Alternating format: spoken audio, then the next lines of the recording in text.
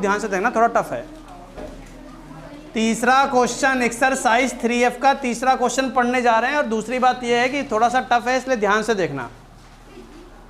एक पुस्तक विक्रेता ने अपनी पुस्तक 24 रुपये में बेचकर उतने ही प्रतिशत लाभ उठाया जितने रुपए में उसने पुस्तक को खरीदा था। पुस्तक का क्रय मूल्य बताइए। माना पुस्तक का क्रय मूल्य मतलब होता किस कीमत पर तुमने वस्तु को खरीदा है। समझाते हैं इधर, देखिए क्रय मूल्य मतलब किस कीमत पर तुमने क्या वस्तु को क्या किया है, खरीदा है। खरीदा किस कीमत पर खरीदा, उसकी जो कीमत होगी, रुपए होंगे, वो आपको लिखना है, उसको बोलते हैं क्रय मूल्य। क्लियर हुआ। फिर अगला शब्द बनता है विक्रय मूल्य। किस कीमत पर तुमने उसको बेचा है, किस कीमत पर उसको तुमने बेचा है, तो वो क्या बन गया, विक्रय मूल्य। यहाँ तक समझ में आ गई बात। तो क्रय मूल्य हो गया और उसके बाद विक्रय मूल्य। फिर हमको क्या चाहिए, लाभ। लाभ कैसे मिलेगा, लाभ मिलने का तरीका यह है विक्रय मूल्य माइनस क्रय मूल्य। लाभ का क्या तरीका है, विक्रय मूल्य माइनस क्रय मूल्य। फिर जो लाभ होता है उसी लाभ की सहायता से हम लोग लाभ प्रतिशत निकालते हैं। क्या निकालते हैं, लाभ प्रतिशत। ये जो लाभ है ये रुपए में लाभ है, ये काहे में लाभ है, और ये जो लाभ है ये काहे में है, प्रतिशत में लाभ है। तो लाभ प्रतिशत का फॉर्मूला होता है लाभ बटे क्रय मूल्य, लाभ बटे गुणे 100। समझ गए। तो कुछ ये कॉन्सेप्ट यहाँ पर लगने वाले हैं, इसी कॉन्सेप्ट पर हम लोग यहाँ पर इसको सीखेंगे। तो सबसे पहले प्रश्न नंबर 3 में कह रहा है कि एक पुस्तक विक्रेता ने अपनी पुस्तक 24 रुपये में बेचकर उतने ही प्रतिशत लाभ उठाया जितने रुपए में उसने पुस्तक को खरीदा था। तो पुस्तक का क्रय मूल्य बताइए। तो क्रय मूल्य पूछ रहा है, वही मान लेंगे। माना पुस्तक का क्रय मूल्य x रुपए। पुस्तक का क्रय मूल्य कितना, अब प्रश्न में दिया गया है कि विक्रय मूल्य कितना है, ज्ञात है। क्या ज्ञात है, पुस्तक का विक्रय मूल्य मतलब कितने कीमत पर बेचा, तो कितने में बेचा, क्या इतनी बात समझ में आ गई। तो हम लोग क्या निकालने वाले हैं, लाभ। लाभ का फॉर्मूला क्या होता है, विक्रय मूल्य माइनस क्रय मूल्य। विक्रय मूल्य कितना है और क्रय मूल्य कितना है, 24 माइनस x रुपये। क्या इतनी बात समझ में आ गई। यहाँ तक बताओ कोई समस्या हो तो। कोई समस्या नहीं है। तो 24 माइनस x रुपये क्या हुआ है, लाभ हुआ है। अब निकाल लो लाभ प्रतिशत, क्योंकि प्रश्न में 7 प्रतिशत का मान दे रखा है। एक पुस्तक विक्रेता ने 24 रुपये में बेचकर उतने ही प्रतिशत लाभ उठाया, प्रतिशत लाभ। और हम लोगों ने क्या निकाला है, तो अब निकालने जा रहे हैं लाभ प्रतिशत। क्या निकालने जा रहे हैं, लाभ प्रतिशत का फॉर्मूला क्या होता है, लाभ बटे क्रय मूल्य गुणे। तो लाभ कितना हुआ, बटे क्रय मूल्य कितना गुणे। यहाँ तक बताओ किसी को कोई समस्या। अब चलते हैं प्रश्नानुसार। कह रहा उतने ही प्रतिशत लाभ हुआ, उतने ही प्रतिशत लाभ हुआ जितना उसका क्रय मूल्य था। तो लाभ कितना हुआ ये, क्रय मूल्य कितना है ये, तो ये दोनों बराबर हो जाएंगे कि नहीं हो जाएंगे। तो क्या लिखोगे, 24 माइनस x बटे x गुणे 100 बराबर में कितना, x। क्या ये समझ में आया, ये कैसे बराबर हो गया, ये क्या दिया गया है, लाभ प्रतिशत बराबर क्रय मूल्य। ये कहाँ से आया?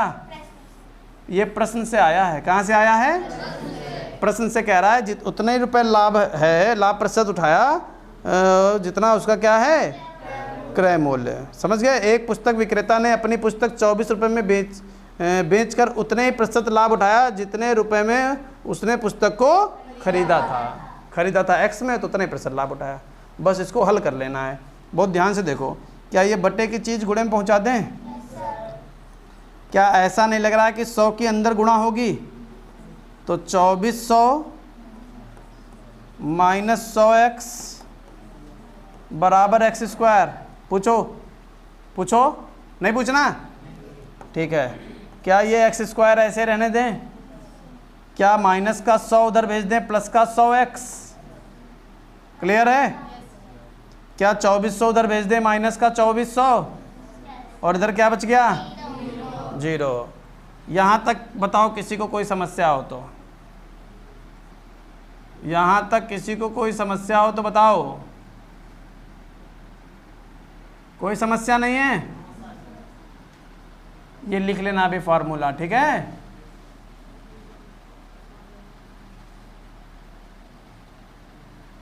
अब इसको हल करने जा रहे हैं। ये द्विघात बन गया। इसको हम या करके ऐसे भी लिख सकते हैं कि x square plus 100x minus 2400 बराबर 0। जो चीज़ उधर थी वो इधर हो गई। अब 9th क्लास में आपने द्विघात सीख रखा है, नहीं सीखा? 9th क्लास में, 9th में जो द्विघात सीखा है उसमें क्या करते थे? 2400 के ऐसे गुणनखंड करो घटा के 100 आ जाए। 2400 के ऐसे गुणनखंड करो घटाकर 100 आ जाए। 120 गुणे 20, 12 दूनी 00 हो गए 2400। और 120 में से 20 चले गए, बना? तो क्या बना? 120 गुणे 20, 2400 और 120 में से 20 चले गए। तो कैसे लिखते हैं? 9th क्लास में सीखा, वैसे करो। 100 को लिखोगे 120 माइनस 20 गुणे माइनस 2400। 9th क्लास में गुणनखंड सीखे थे? बस वहीं से आया।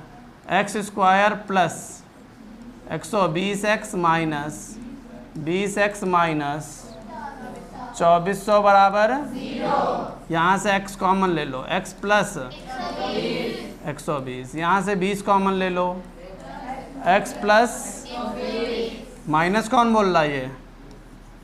x प्लस 120 कॉमन ले लो एक ब्रैकेट से, अगले ब्रैकेट से x माइनस 20 बराबर 0। अब x प्लस 120 बराबर 0। इसको 0 के बराबर पुट करो तो x बराबर -120। तो बेटा ये तो संभव नहीं। पूछो क्यों? हाँ, संभव नहीं। क्या कभी तुम किसी वस्तु को माइनस में खरीद सकते हो? तो ये तो संभव नहीं है। दूसरी वैल्यू क्या बनेगी? x माइनस 20 बराबर 0। तो x बराबर 20। बस। अतः क्रय मूल्य कितना आ गया? 20 रुपये। क्रय मूल्य आ गया 20 रुपये। अब ये बात ध्यान रखना कि ये टेस्ट का क्वेश्चन है, टेस्ट में हम पूछेंगे। समझ गए? लिख लीजिए फटाफट।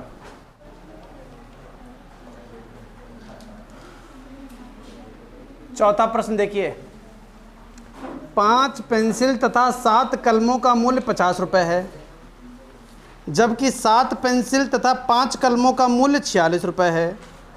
एक पेंसिल का मूल्य तथा एक कलम का मूल्य ज्ञात कीजिए। इससे आसान कोई क्वेश्चन नहीं है। मान लीजिए, माना, बोलो नहीं बेटा, लग गया तब भी चुप बैठो। माना एक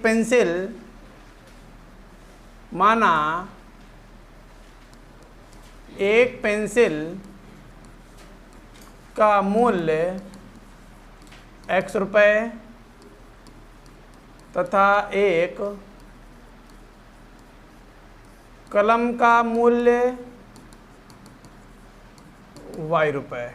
माना एक पेंसिल का मूल्य x रुपये और एक कलम का मूल्य y रुपये। प्रश्नानुसार एक पेंसिल का मूल्य अगर x रुपये है और एक कलम का मूल्य अगर y रुपये है, तो 5 पेंसिल एक पेंसिल का x रुपए, तो 5 पेंसिल का 5x। 7 कलम का 7y का कुल मिलाकर 50 रुपए। तो 5x प्लस 7y बराबर 50 समीकरण नंबर। ये तो हो गई प्रथम शर्त। प्रथम। अब चलते हैं द्वितीय शर्त पर। द्वितीय शर्त में क्या कह रहा है? द्वितीय शर्त में कह रहा है 7 पेंसिल तथा 5 कलमों का मूल्य 46। 7 गुणे x, 7 पेंसिल तथा 5 कलमों, 5 गुणे y का मूल्य कितना है? 46 रुपये। तो क्या हम 7x प्लस 5y बराबर 46 समीकरण नंबर सेकंड बना दें? अब हम ये देख पा रहे हैं कि ना x के गुणांक बराबर है ना y के गुणांक बराबर हैं, तो इनको बराबर कर लो, चाहे x को कर लो चाहे y को कर लो। तो समीकरण फर्स्ट में x के पास 5 लिखा है, यहाँ x के पास 7 लिखा है। जहाँ 5 है वहाँ 7 ले आओ, यानी 7 से गुणा कर दो। जहाँ 7 लिखा वहाँ 5 से गुणा कर दो। समीकरण फर्स्ट में किससे गुणा? 7 से। और सेकंड में किससे गुणा? 5 से। दोनों को क्या कर देंगे? माइनस। 7 पचे 35x प्लस 7 सते 49y। 7 पचे 35, 350। 5 सते 35x प्लस 25y और 46 पंचे 230। दोनों को क्या करेंगे? घटाएंगे, माइनस माइनस और प्लस का 35x माइनस का 35x घट के 0 हो जाएंगे। 49y में से 25y चले गए तो 24y बचेगा और यहाँ पर बचेगा 120। y बराबर 120 बटे 24 पंचे 120 होता है। तो y का मान कितना?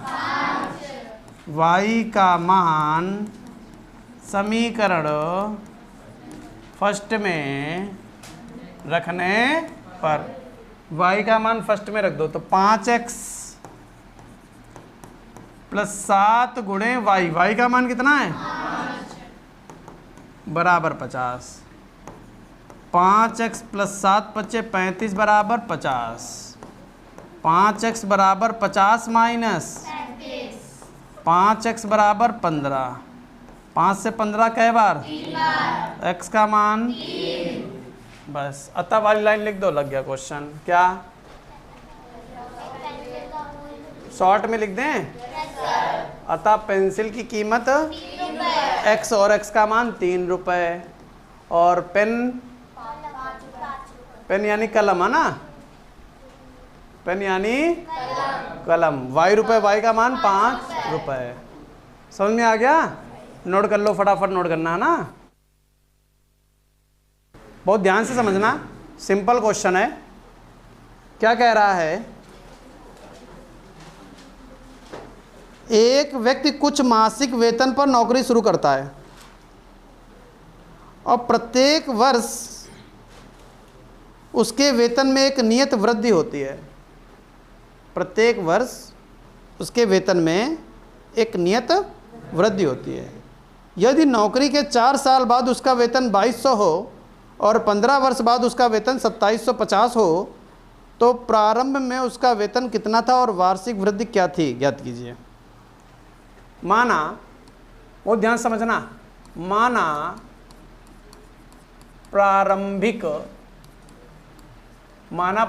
वेतन, यानी जब उसने नौकरी शुरू करी थी तब उसके साथ क्या करार किया गया था? क्या कहा गया था? कि कहा गया था कि x रुपये तुमको देंगे, तुम काम करना चालू करो। तो माना प्रारंभिक वेतन कितना? x रुपये।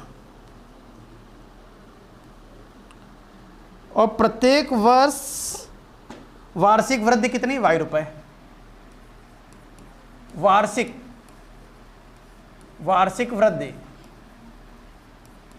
वृद्धि कितनी? y रुपये। माना प्रारंभिक वेतन x रुपये, वार्षिक वृद्धि यहाँ तक बताओ किसी को कोई समस्या? कोई समस्या नहीं है। अब प्रश्नानुसार प्रथम शर्त। प्रथम शर्त में क्या कह रहा है? प्रथम शर्त में कह रहा है कि 4 वर्ष बाद उसका वेतन 2200 रुपये हो गया। अब 2200 कैसे हुआ होगा? एक्स पर उसने ज्वाइनिंग करी थी, यानी ज्वाइन किया था, और हर वर्ष वाई रुपये बढ़ रहे थे। पहले वर्ष वाई बढ़ा होगा, अगले वर्ष फिर वाई बढ़ा होगा, अगले वर्ष फिर वाई बढ़ा होगा, अगले वर्ष फिर वाई बढ़ा होगा, अर्थात 4 वाई बढ़ गया होगा। बोलो हाँ या ना? तो एक्स जो मिल रहे थे वो तो मिल ही रहे थे, 4 वाई और मिलने लगे, जिसकी वजह से उसका वेतन हो गया 2200 रुपये। समीकरण नंबर फर्स्ट। ऐसा कोई जिसको x + 4y समझ में ना आया हो, बिल्कुल वैसे क्वेश्चन है जैसे ऑटो वाला है, फिक्स नियत किराया और प्रत्येक किलोमीटर का किराया। द्वितीय शर्त। द्वितीय शर्त में क्या कह रहा है?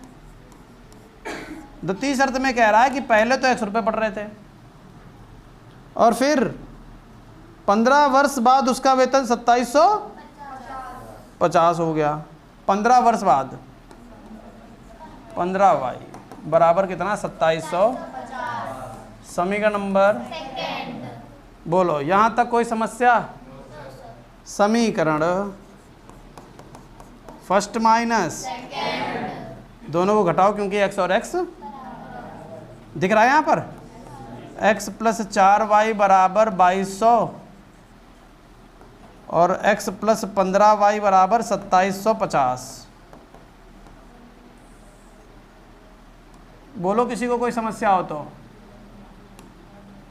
है कोई समस्या? माइनस माइनस और माइनस, प्लस का x माइनस का x घटकर 0। 4y में से 15y चले गए तो माइनस का 11y, माइनस का 11y, यहाँ पर माइनस का 550, y बराबर माइनस का 550 बटे माइनस का 11, माइनस से 11 पचे तो y का मान कितना आ गया? y का मान आ गया 50। y का मान समीकरण फर्स्ट में रखने पर x + 4 × 50 बराबर 2200, x + 4 × 5 = 20 बराबर 2200, x बराबर 2200 माइनस 200, तो x का मान 2000। अतः प्रारंभिक वेतन, प्रारंभिक वेतन कितना है? 2000 रुपये। और वार्षिक वृद्धि कितनी है? 50 रुपये। वार्षिक वृद्धि है 50 रुपये। हर साल 50 रुपये उसके बढ़ जाते हैं। क्या समझ में आई बात? 6 पर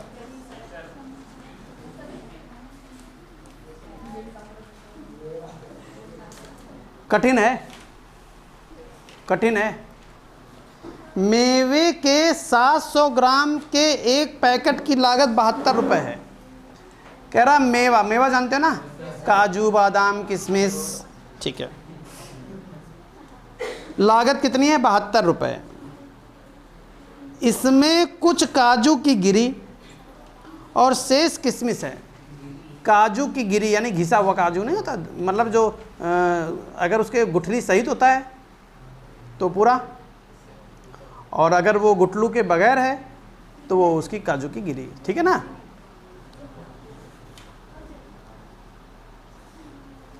काजू की गिरी और शेष किशमिश है, ठीक है।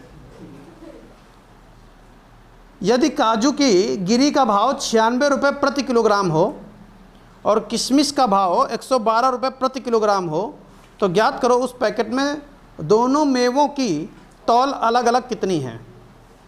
माना पैकेट में काजू की गिरी की मात्रा x ग्राम, ग्राम में लगाने, ग्राम में माना, बस यही ध्यान रखना है, माना पैकेट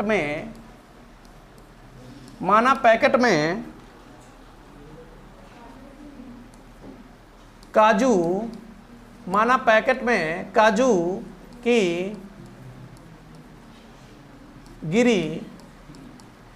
गिरी की मात्रा, पढ़ लो की मात्रा कितना, x। अब ये जो ग्राम है ना, यही खेल खेलेगा, यही क्वेश्चन कठिन बनाएगा। तथा किशमिश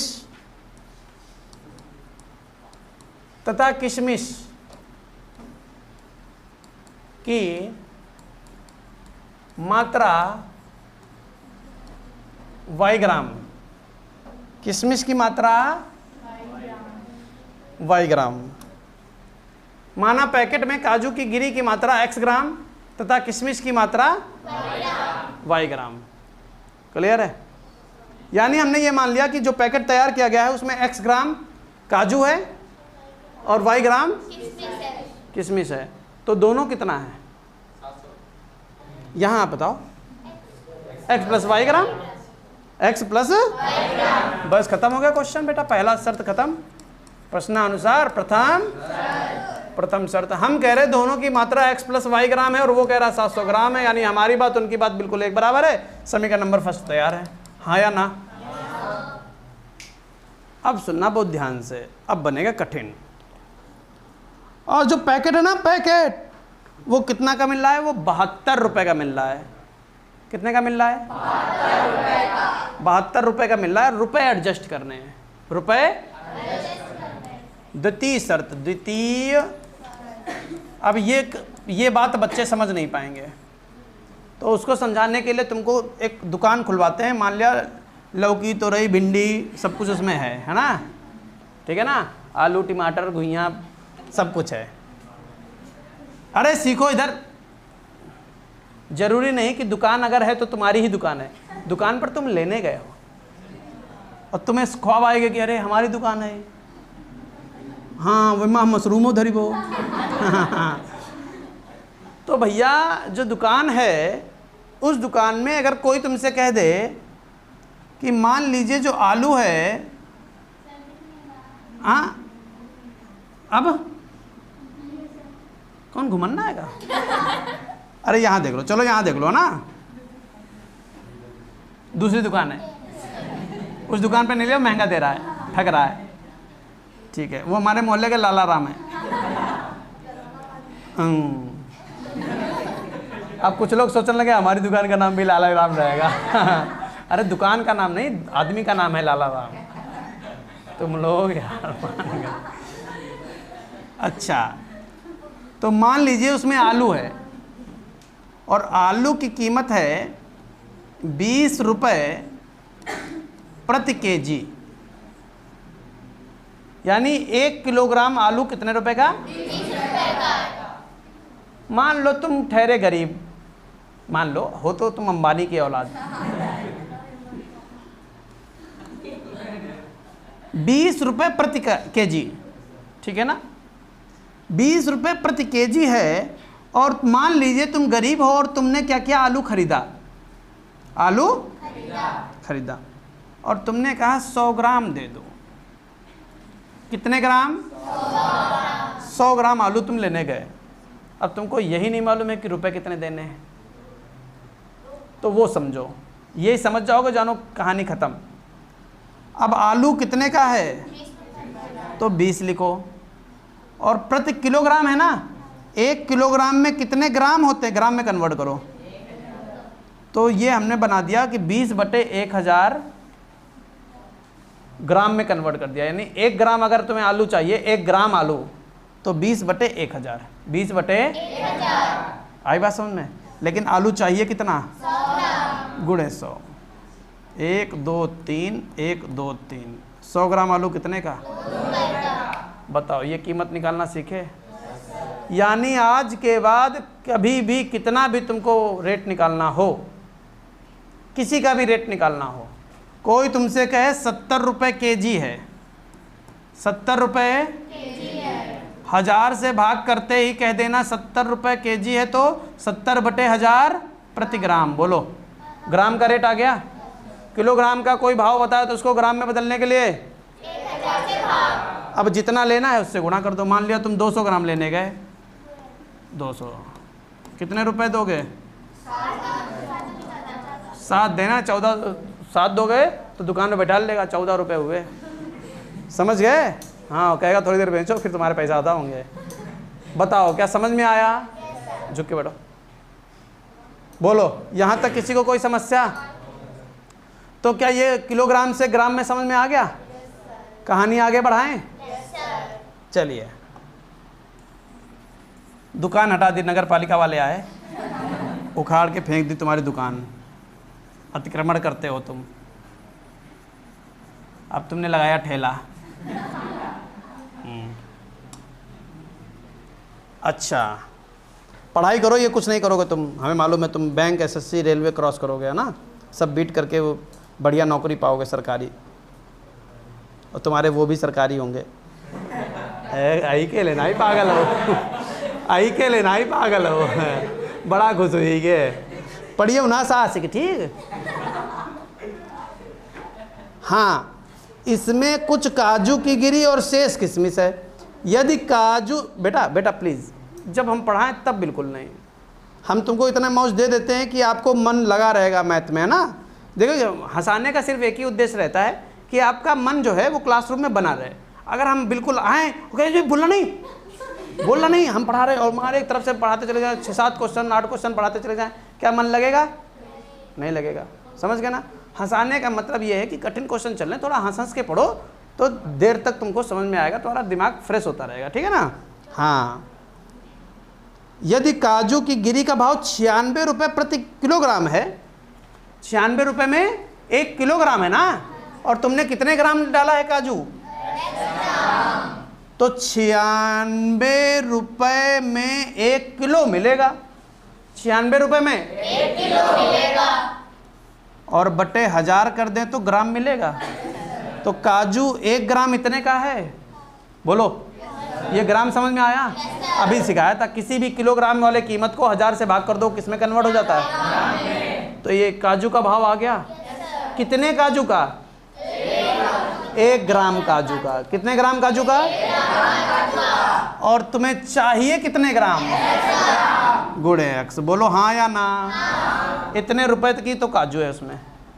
अब चलते हैं, किशमिश कितने रुपए की है? किशमिश का भाव कितना है? किशमिश का भाव है 112। 112 रुपये प्रति केजी है। 112 रुपये प्रति केजी है। और हम क्वेश्चन काहे में लगा रहे हैं? ग्राम में। तो इस कीमत को ग्राम में बदलने के लिए 1000 से भाग, हाँ या ना? तो ये जो रेट बना ये काहे का बना?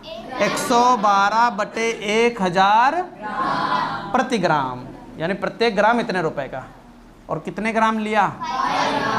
तो गुणे, जैसे 200 ग्राम ले रहे थे तो गुणे 200 कर रहे थे, y ग्राम लिया तो 200 ग्राम। तो इतने रुपए यहाँ लग गए, इतने रुपए यहाँ लग गए, टोटल रुपए कितने लग गए? प्लस लगा दो, प्लस लगा दिया। इतने रुपए पैकेट तैयार हुआ। और पैकेट है कितने का? 72 रुपए का। बराबर में बस 1000 उठा के इधर 1000 ले जाओ। 96x प्लस 112 y बराबर 72,000। 1000 से गुणा करिए, आगे लिख दीजिए, क्योंकि 1000 से गुणा। समीकरण नंबर, बोलो, यहाँ तक कोई समस्या? हाँ, किसी से कट रहा हो तो काट लो, नहीं तो ऐसे रख दो। ऐसे रख दें, कैलकुलेशन बड़ी हो जाएगी, कोई दिक्कत तो नहीं है? तुम लोग धुरंधर हो। फिर क्या? फिर क्यों घबरा रहे हो? हाँ, फिर से बोलो, फिर से बोलो बेटा। मैं यार सुनो, किससे गुणा कर रहे हो? इधर सुनो, 1000 से गुणा कर रहे हो। यहाँ 1000 से गुणा करोगे, 1000 से 1000 कट गया, 96x। यहाँ भी तो 1000 से गुणा होगी, तो 1000 से 1000 कट गया 112 भाई। और 72 की 1000 से गुणा कर दो, 72,000 बन गया का चाहत। फिर काहे गुणाओगे? दुकान खुलैया होगी ना? क्या दुकान खुलैया होगी ना? तो दुविधम पर हो। दुकान काहे खोलोगे? पढ़ाई कर रहे हो जब। बैंक में जाओगे, एसएससी में जाओगे, रेलवे में जाओगे, ट्रेन के आगे दौड़ोगे लैंप लेके। अच्छा, समीकरण फर्स्ट, समीकरण सेकंड। फर्स्ट में x है, यहाँ 96x है, 96 से गुणा कर लो। समीकरण फर्स्ट में किससे गुणा? और घटा देंगे किसको? तो 96x प्लस 96y। टाइम हो रहा है भैया, कोचिंग है इसके बाद। अब गुणा कर लो।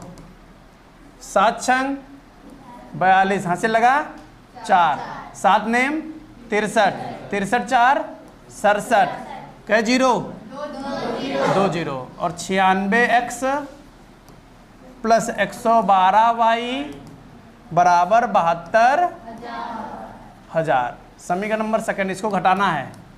96x से 96x घट गया, तो 96 में से 112 चले गए, माइनस का 18y। समझ गए? 96 4 12 4 16, 16 बनेगा बेटा। समझ में आएगा तुम्हें? 12 इधर 4 उधर, समझ गए? माइनस का 16y। यहाँ घटा लो। बड़ा कौन है? ये बड़ा है ना। 0 में से 0 गए 0, 0 में से 0 गए 0, 0 में से 2 गए 8, यहाँ हुआ 1, इससे हासिल 11, 11 में से 7 गए 4। समझ गए? वो भी कहेगा। तो y बराबर 4800 माइनस के बटे माइनस के 16, माइनस से माइनस कर दिया 16, तो यहाँ y का मान कितना? y का मान 300। अगर y का मान 300 तो y का मान समीकरण फर्स्ट में रख दो। समीकरण फर्स्ट में y का मान रखने पर, रखो भैया, x प्लस y का मान बराबर, तो x बराबर 700 माइनस, तो x बराबर 400। अतः काजू कितना है? काजू है 400 ग्राम। उस पैकेट में काजू कितना है? 400 ग्राम। और किशमिश कितना है? 300 ग्राम। किशमिश है 300 ग्राम। समझ गए? नोट कर लीजिए, जा सकते हैं फटाफट, फटाफट नोट करना। 7वें पर चलते हैं। बहुत ध्यान से समझिए, आसान क्वेश्चन है। जिस प्रकार हम लोगों ने नियत भाड़े का एक ऑटो वाला क्वेश्चन पढ़ा था, उसी प्रकार से क्वेश्चन भी लग जाएगा।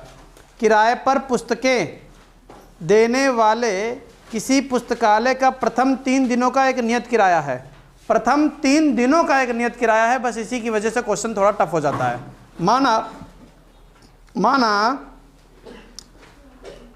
प्रथम 3 दिनों का नियत किराया कितना है? माना प्रथम 3 दिनों का नियत किराया, माना प्रथम 3 दिनों का नियत किराया x रुपए। नियत किराया कितने रुपए? x रुपए। तथा अतिरिक्त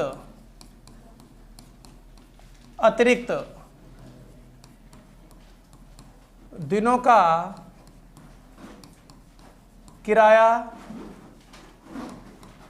अतिरिक्त दिनों का किराया वो कितना? y रुपए। ठीक है ना? और वो भी कितने? प्रत्येक दिन के, प्रतिदिन y रुपए प्रति 3 दिन बाद। जितने दिन तुम पुस्तक रखोगे, 3 दिन बाद जितने दिन तुम पुस्तक रखोगे, उसके कितने रुपए पड़ेंगे? y रुपए। अब बहुत ध्यान समझना, प्रथम प्रश्नानुसार प्रथम शर्त। प्रथम शर्त में क्या कह रहा है? प्रथम शर्त में कह रहा है, बहुत ध्यान सुनना, बहुत ध्यान से। प्रथम शर्त में कह रहा है कि सरिता ने 7 दिनों तक एक पुस्तक रखने के लिए 27 रुपये अदा किए।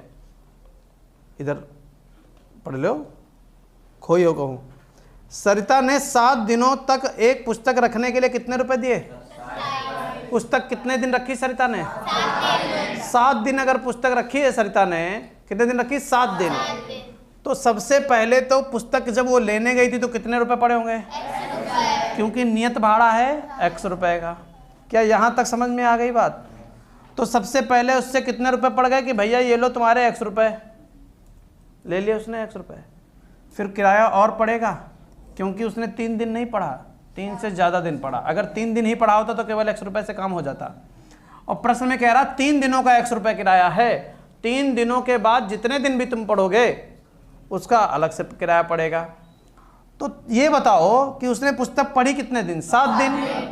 और जो x रुपए दिए ये कितने दिन के हो गए? अतिरिक्त कितने दिन किताब रखी? 7 माइनस 3, इतने दिन तो रखे। -3 क्यों किया? क्योंकि 3 दिन का किराया हम दे चुके हैं। क्लियर है? इतने अतिरिक्त दिन, और इस अतिरिक्त दिन का प्रत्येक दिन का किराया कितना है, जिसकी वजह से कितने रुपए पड़े? तो आंसर बना जाकर समीकरण फर्स्ट x प्लस 7 में से 3 गए 4, y बराबर 27। समीकरण नंबर फर्स्ट। अब चलते हैं द्वितीय शर्त पर, और द्वितीय शर्त में क्या कह रहा है बहुत ध्यान से समझिए। द्वितीय शर्त में फिर से सबसे पहले पुस्तक पढ़ी किसने पढ़ी? जबकि सुशी ने एक पुस्तक 5 दिनों तक रखने के 21 रुपए अदा किए। 5 दिन तक पुस्तक रखी। सबसे पहले पुस्तक लेने गए थे तो कितने रुपए पड़े? x रुपए तो खाली पुस्तक के ही पड़ गए। क्लियर है? और 5 दिन पुस्तक रखी, तो 5 में से वो दिन हटा दो जितने दिन के लिए पुस्तक रखी जा चुकी है। 5 माइनस 3, और इसका किराया कितना? जिसकी वजह से कितने रुपए पड़ गए? 21। तो x प्लस 5 में से 3 गए, x प्लस 2y बराबर 21। समीकरण नंबर, क्या हम ये कह दें कि समीकरण फर्स्ट माइनस सेकेंड, हाँ या ना?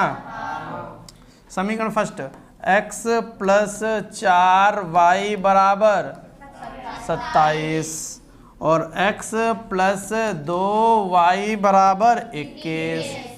घटा रहे हो, minus minus minus, plus x minus x चले गए, 4y में से 2y चले गए तो कितना बचा?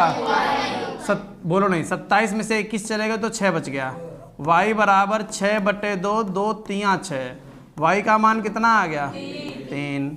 y का मान समीकरण फर्स्ट में रखने पर, रख दो भैया फर्स्ट में। y का मान समीकरण फर्स्ट में रख दो। x प्लस 4 गुणे y का मान, x प्लस 4 गुणे y का मान 3, तब जाकर कितने रुपए पड़े? 27। तो x प्लस 4 3 12 बराबर 27। x बराबर 27 माइनस 12। x का मान कितना आ गया? 27 में से 12 चले गए 15। समझ गए? तो क्या बनेगा? अतः नियत किराया कितना? नियत किराया x रुपए और x का मान 15 रुपए। समझ गए? और प्रत्येक अतिरिक्त दिन का किराया, प्रत्येक अतिरिक्त दिन का किराया कितने रुपए? 3 रुपए। समझ गए? नोट कर लीजिए फटाफट, हाथ तेज चलाना। चलते हैं प्रश्न नंबर 8 पर। क्या कह रहा है? बहुत ध्यान से समझना, बहुत ध्यान से समझना। थोड़ा टफ है, थोड़ा सा। कुछ धन किसानों के बीच बराबर बराबर बांटा जाना है। यदि 2 किसान कम होते तो प्रत्येक को 50 रुपए अधिक मिलते। प्रत्येक को, यदि किसानों की संख्या 2 अधिक होती, यदि किसानों की 2 अधिक होती तो प्रत्येक किसान को 30 रुपए कम मिलते। कुल धनराशि और किसानों की संख्या ज्ञात कीजिए। अच्छा, तो हम क्या कर सकते हैं? पहले आपको रुपए बांटना सिखाते हैं। मान लीजिए टोटल 100 रुपए हैं। मान लीजिए टोटल कितने रुपए हैं? और कोई तुमसे कहे कि 5 किसान हैं, कितने फार्मर हैं? 5। तो प्रत्येक का हिस्सा कितना बनेगा? 100 को 5 से भाग कर दो, ठीक है ना। तो 5 दूनी 10, 20 रुपए। प्रत्येक का हिस्सा कितना? 20 रुपए। समझ गए? अच्छा, क्या हम ये नहीं कह सकते कि अगर फार्मर 5 है और प्रत्येक का हिस्सा 20 है तो कुल रुपए 100 रुपए हुए? नहीं हुए। जिस प्रकार से कुल धन को फार्मर से भाग करने पर प्रत्येक हिस्सा प्राप्त हो जाता है, उसी प्रकार प्रत्येक हिस्से को फार्मर से गुणा कराने पर कुल धन प्राप्त हो जाता है। आई बात समझ में? तो क्या प्रश्न में बटे का प्रयोग करोगे कि गुणे का प्रयोग करोगे? तुम बताओ। यहां से दो कॉन्सेप्ट की वहां पढ़ने की जरूरत नहीं है, यहां समझने की जरूरत है। गुणे का प्रयोग करना चाहते हो कि बट्टे का प्रयोग करना चाहते हो? अगर गुणे का प्रयोग करोगे तो गुणे के प्रयोग के लिए तुमको क्या चाहिए? फार्मर की संख्या और प्रत्येक का हिस्सा। प्रत्येक का और फार्मर। तो तुमको कौन सी दो वैल्यू माननी पड़ेंगी? किसान कितने हैं और उन किसानों को, प्रत्येक किसानों को कितना कितना धन मिल रहा है। समझ गए? इससे कौन सा कॉन्सेप्ट बनेगा? गुणे का। और अगर भाग का बनाओगे तो वहां पर आपको कुल धन मानना है और किसान मानने हैं। कुल धन को किसान से भाग करोगे तो प्रत्येक का हिस्सा आ जाएगा। क्या आई बात समझ में? क्वेश्चन भाग से थोड़ा कठिन बनता है, गुणे से बनाओ। गुणे से बनाने के लिए किसको मानोगे? किसान, फार्मर को मानो और प्रत्येक का हिस्सा, प्रत्येक फार्मर का हिस्सा। बोलो, क्लियर है? तो बस अगर ये बात याद रखोगे तो क्वेश्चन सरल हो चुका है। माना किसानों की संख्या x, माना किसानों की संख्या तथा प्रत्येक किसान को प्राप्त, प्रत्येक किसान को प्राप्त क्या रुपए बोल, क्या बोल रहा? धन बोल रहा, रुपए बोल रहा? धनराशि। तथा प्रत्येक किसान को प्राप्त धनराशि कितने रुपए? प्रत्येक किसान को प्राप्त धनराशि y रुपए। किसान कितने हैं? x। और प्रत्येक को धनराशि कितनी प्राप्त हुई? तो कुल धनराशि कितनी बनेगी? हैं? x गुणे y रुपए। नहीं समझ में आया? अरे तुम खुद ही बताओ, 5 आदमी हो तुम लोग, ठीक है ना, और प्रत्येक को हमने 2-2 के बतासे खवाए, कितने रुपए हो गए? 10 रुपए। भाग करोगे गुणा? गुणा करोगे। अच्छा, प्रश्नानुसार चलें और प्रश्नानुसार प्रथम शर्त कहें।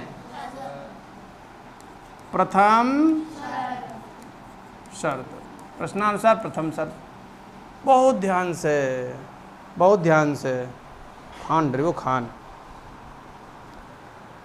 यदि 2 किसान कम होते, यदि किसान x हैं परंतु 2 कम होते, कोई समस्या? तो प्रत्येक को 50 रुपए अधिक मिलते। प्रत्येक को 50 अधिक मिलते। प्रत्येक को मिल कितने रहते? तो कितने अधिक मिलते? तो y प्लस गुणा करा देते तो कुल धनराशि बन जाती। कुल धनराशि है कितनी? वो तो कम ज़्यादा तो होगी नहीं, कुल पैसा जितना है उतना ही रहेगा। बोलो हाँ या ना? क्लियर हुआ? बस इसको बना लीजिए। तुम जानते हो कितना? xy plus 50x, xy plus 50x minus 2y minus 100 बराबर xy। xy से xy क्या हो गया? 50x माइनस 2y बराबर 100 समीकरण नंबर। अब हम लोग चलेंगे द्वितीय शर्त पर। द्वितीय शर्त, द्वितीय शर्त में क्या कह रहा है? द्वितीय शर्त में कह रहा है यदि किसानों की संख्या 2 अधिक होती, किसानों की संख्या 2 अधिक होती तो प्रत्येक किसान को 30 रुपये कम मिलते। प्रत्येक किसान को वाई मिल रहे थे, वाई ना मिलकर कितने मिलते? तो इस दोनों की गुणा कराते कुल धन बन जाता। कुल धन कितना है? X Y. टेस्ट में देंगे क्वेश्चन, जितने अच्छे अच्छे क्वेश्चन हैं वो सब शनिवार को टिक करवाएंगे, उनकी प्रैक्टिस करके टेस्ट में देने आकर। इस बार टेस्ट जो होगा कठिन क्वेश्चनों का होगा, समझ गए? इंपॉर्टेंट क्वेश्चन का टेस्ट ले चुके हैं, लेकिन इस बार टेस्ट कौन सा लेंगे? कठिन क्वेश्चनों का टेस्ट होगा, इसलिए पढ़कर आना। पेन मत बजाओ, पेन मत बजाओ, बाद में ढोलक बजाओगे वरना। एक्स वाई माइनस का 30x प्लस का 2y माइनस 60 बराबर एक्स वाई। प्लस का एक्स वाई दोनों आमने सामने से काट दें। माइनस का 30x प्लस का 2y बराबर 60। समीकरण नंबर क्या करोगे? समीकरण फर्स्ट में सेकंड को, फर्स्ट है कितना? 50x माइनस 2y बराबर, दूसरा कितना है? माइनस 30x प्लस 2y बराबर, माइनस का 2y प्लस का 2y। 50x में से 30x चले गए, 20x बराबर में कितना? x बराबर 160 बटे 20। 0 से 0 2 अठे, x का मान 8 या नहीं बताओ? समझ गए? कहाँ रखना चाहोगे? समीकरण फर्स्ट में रख देते, बोलो मत। समीकरण फर्स्ट में x का मान रखने पर, रखो बेटा फर्स्ट में x का मान। x का मान रखो 50 गुणे 8 माइनस 2y बराबर 100, माइनस का 2y बराबर 100, 8 पंच चलिए माइनस 400। तो माइनस का 2y बराबर माइनस का y बराबर माइनस का 300 बटे माइनस 2, 2 से कितनी बार? y का मान आ गया 150। अतः किसान कितने हैं? किसान है 8, प्रत्येक का हिस्सा, प्रत्येक हिस्सा प्राप्त करते हैं 150 रुपये। कुल धन कितना है? कुल धन पूछ रहा है इसलिए वो बताना ज़रूरी है। कुल धन बताने के लिए x गुणे वाई, 8 गुणे 150, 15 अठे 105। कौन हो तो जो 105 वालों? भूल गए? लिख लो। चलते हैं प्रश्न नंबर 9 पर। बहुत आसान प्रश्न है। एक व्यक्ति ने कुल पूंजी 75,000 की पूंजी लगाई। इसका एक भाग 12% वार्षिक ब्याज की दर पर और शेष भाग 10% वार्षिक ब्याज की दर पर लगाया। यदि इसे कुल वार्षिक ब्याज 8300 मिले तो ज्ञात कीजिए प्रत्येक दर पर उसने कितना धन लगाया। तो बेटा मान लीजिए 2 भाग थे ना धन के। माना पहला भाग, माना पहला भाग कितने रुपए और दूसरा भाग y रुपए। प्रश्नानुसार x प्लस वाई का मान कितना? प्रथम शर्त पर चल रहे हैं। पहला भाग अगर x रुपए है, दूसरा भाग y रुपए, दोनों भागों को जोड़ दो तो 75,000 रुपये बनेगा। हाँ या ना? चलते हैं द्वितीय शर्त पर। द्वितीय शर्त में अब ये देखना है कि उसने कितने पर कितना ब्याज लिया। इसका एक भाग 12% वार्षिक ब्याज की दर पर, शेष भाग, शेष मतलब दूसरा भाग, दूसरा भाग 10% वार्षिक ब्याज की दर पर लगाया। यदि उसे कुल वार्षिक ब्याज यानी 1 वर्ष का ब्याज 8300 रुपये मिले। कितना ब्याज मिले? अब यही ब्याज वाली कहानी बनाएंगे। और ब्याज का फार्मूला होता है SI, ब्याज मतलब SI simple interest, PRT upon 100, मूलधन गुणे दर गुणे समय बटे 100। समझ गए? तो पहला धन कितना है? x, मूलधन हो गया। क्या हो गया? मूलधन गुणे दर, कितने रेट पर लगाया था? 12%। मूलधन गुणे दर गुणे समय, कितने वर्ष के लिए? बटे 100। इतना ब्याज यहाँ मिला। और भी तो ब्याज मिलेगा, आपकी बार ब्याज किस पर मिलेगा? y पर। तो y रुपए लगाए उसने 10% ब्याज, तो मूलधन गुणे दर गुणे समय बटे 100, जिसकी वजह से उसे कुल कितना ब्याज मिला? 8300। 1000। आज लगत भांग बट रही रहा है रास्ता में यहाँ। अच्छा कट रहा है लेकिन हम काटेंगे नहीं, तो क्या लिखेंगे? 12x प्लस 10y और बटे में कितना? 1/100 कॉमन ले लिया, बाहर खींच लिया, बराबर 8300 बटे की चीज 12x प्लस 10y बराबर 8300 और 00 बटे की चीज गुणे में। समीकरण नंबर सेकेंड। यहाँ तक बताओ किसी को कोई समस्या है? यहाँ तक कि अब नहीं बताऊंगा। दिख नहीं रहा था तो तुम पहले कहाँ थी? हैं? अरे बता रहे थे तो तुम कहो सर जी दिख नहीं रहा। अब फिर हम बता देंगे आगे से। फॉर्मूला होता है मूलधन गुणे दर गुणे समय बटे 100।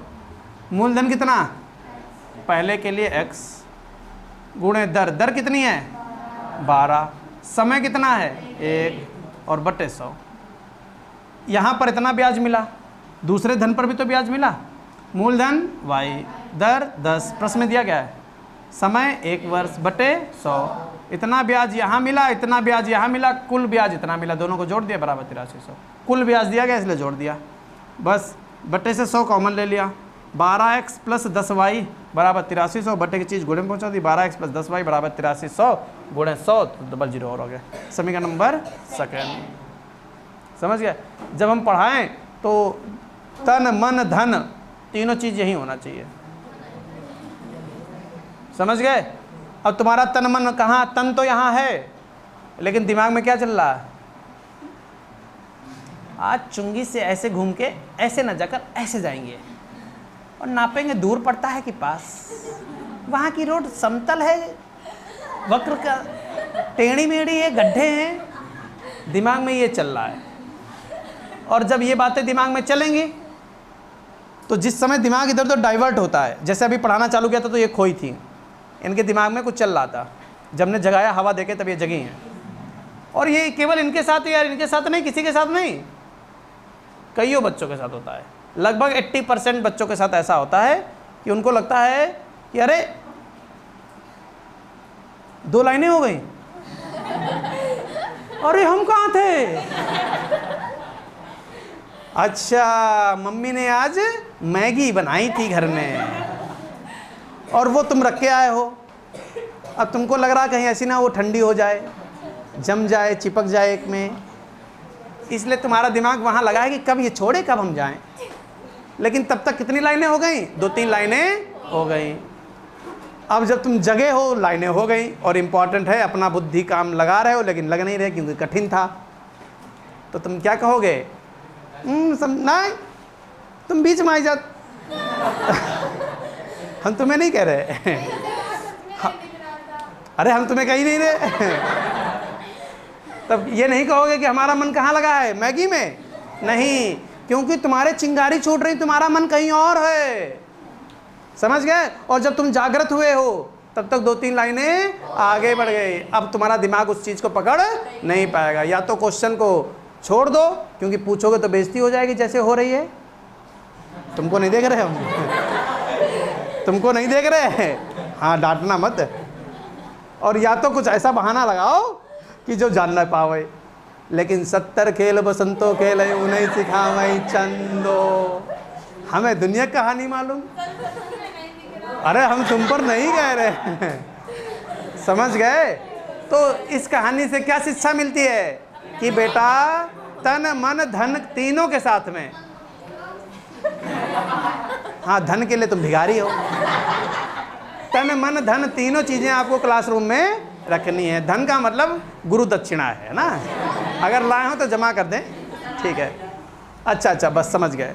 तो सीधी सी बात एक ये छोटी सी समझ में आई कि बेटा अपने आप को क्या करो, एकाग्र मन से बैठो, यानी मन को एक स्थान पर स्थिर करो। अगर ऐसा नहीं हुआ है तो कभी हुआ होगा, और अक्सर कहाँ होता है ये भी हम तुमको बता देते हैं। तुम लगेगा अगर इंग्लिश की कोचिंग पढ़ते होगे तो वहाँ जरूर होता होगा, जब स्टोरी आपको पढ़ाई जाती होगी तब पता लगो कि हम लोग उंगली यहाँ रखे हैं और मन कहाँ हो रहे, तब पता है कहाँ पहुँच गए, अरे जैसे तो नीचे पहुँच गए, अरे पन्ना पलटो। होता है कि नहीं होता है? होता है, हाँ। बस इसीलिए आपसे क्या कह रहे हैं कि मन आप यहीं रखिए, मन आपको क्लासरूम में ही रखना है, मैगी और मोमोज में ना जाएं। अच्छा, समीकरण फर्स्ट और सेकंड दोबारा रिपीट करके समझा दिया, समझ में आ गया? अब जब समझ में आ गया तो हम क्या ले पढ़ाने लगे।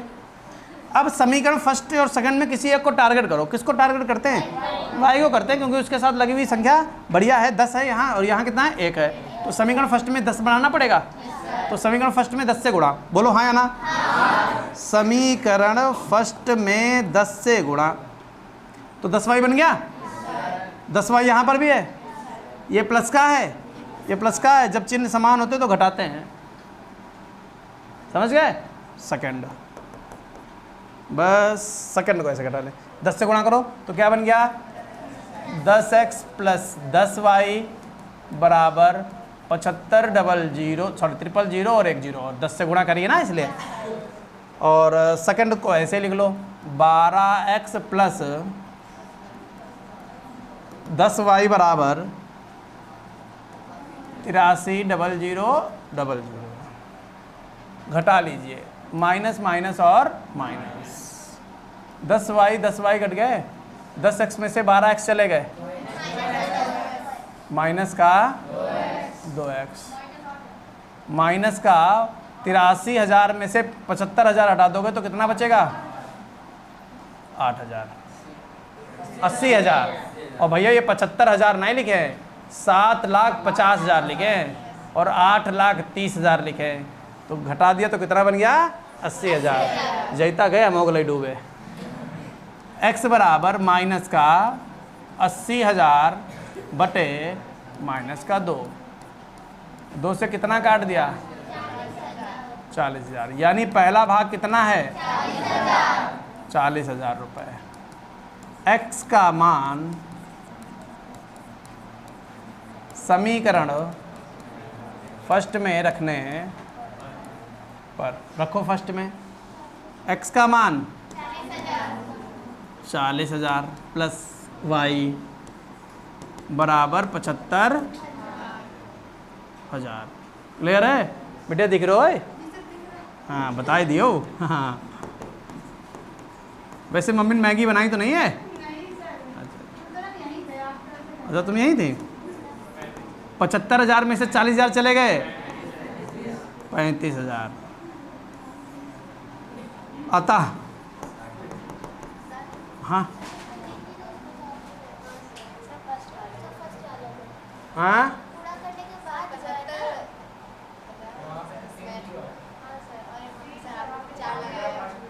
नहीं, 75,000 है ना, और यहाँ पर 75 7 लाख हो गया।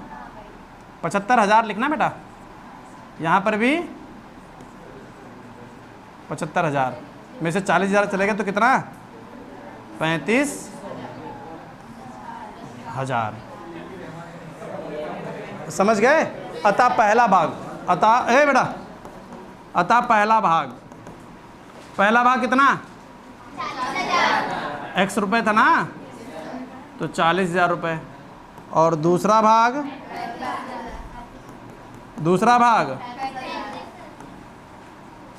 35,000 रुपये। समझ में आ गया? नोट कर लो फटाफट।